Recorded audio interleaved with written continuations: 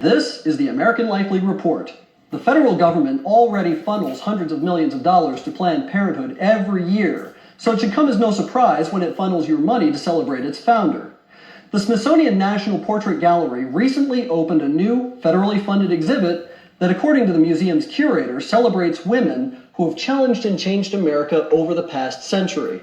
Included in the list is notorious liberal feminist Margaret Sanger. The National Portrait Gallery website provides a brief description of Sanger, describing a concerned crusader who fought with the courage of a wounded tiger for the promotion of birth control. What the Smithsonian exhibit fails to mention, however, is that Margaret Sanger founded the largest abortion chain in the country, now known as Planned Parenthood. But the exhibit also fails to explain the racist ideology behind Sanger's promotion of birth control. Many people don't really know what eugenics is.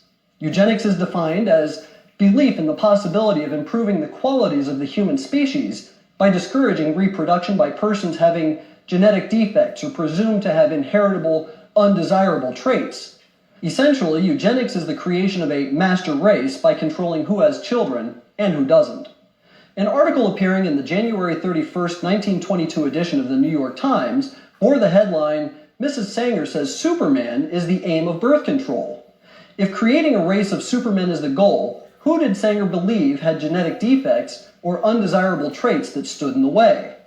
In his book, Birth Control, Facts and Responsibilities, Adolf Meyer quoted an essay Sanger wrote in 1925, entitled, "The Need of Birth Control in America." Birth control is not merely an individual problem. It is not merely a national question. It concerns the whole wide world, the ultimate destiny of the human race. In his last book, Mr. H.G. Wells speaks of the meaningless, aimless lives which cram this world of ours. Hordes of people who are born, who live, yet who have done absolutely nothing to advance the race one iota. Their lives are hopeless repetitions. All that they have said has been said before. All that they have done has been done better before. Such human weeds clog up the path, drain out the energies and the resources of this little earth. We must clear the way for a better world. We must cultivate our garden. In 1922, Sanger wrote a book entitled The Pivot of Civilization. In it is a chapter called The Cruelty of Charity, where she blasts programs that provide medical and nursing facilities to slum mothers as insidiously injurious. In the same book, Sanger called for the cessation of charity, for the segregation of morons, misfits, and the maladjusted, and for the sterilization of genetically inferior races. She also argued that organized attempts to help the poor was the surest sign that our civilization has bred, is breeding, and is perpetuating defectives, delinquents, and dependents. The Birth Control Review was Sanger's official publication for the American Birth Control League, and in 1932 she outlined her plan for peace. The main objectives of the Population Congress would be to apply a stern and rigid policy of sterilization and segregation to that grade of population whose progeny is already tainted, to give certain dysgenic groups in our population their choice of segregation or sterilization, and to apportion farmlands and homesteads for these segregated persons where they would be taught to work under competent instructors for the period of their entire lives.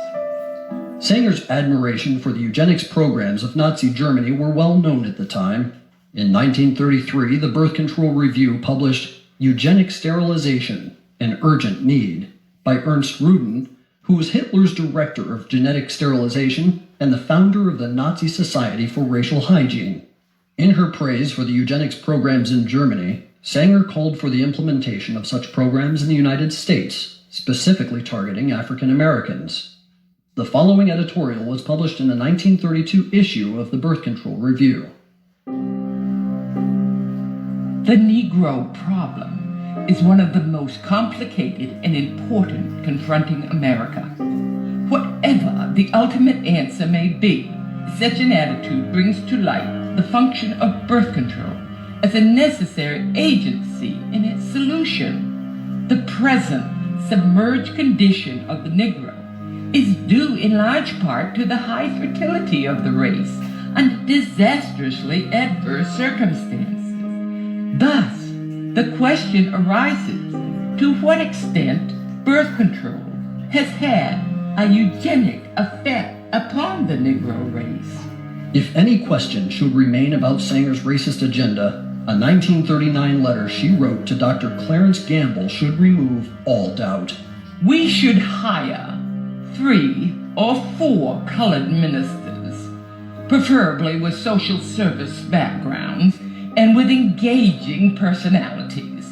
The most successful educational approach to the Negro is through a religious appeal. We don't want the word to go out that we want to exterminate the Negro population. And the minister is a man who can straighten out that idea if it ever occurs to any of their more rebellious members. Can there be any wonder why Planned Parenthood opens its facilities in poor inner-city neighborhoods populated by minorities?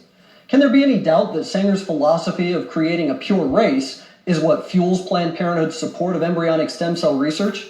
Margaret Sanger was a racist. She's responsible for the millions of babies that have been ethnically cleansed from our country and should not be celebrated by the taxpayer-funded Smithsonian.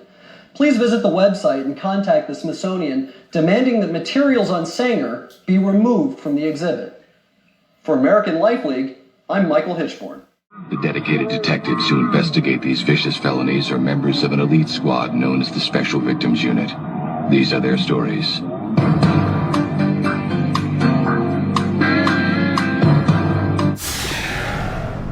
Humans are despicable.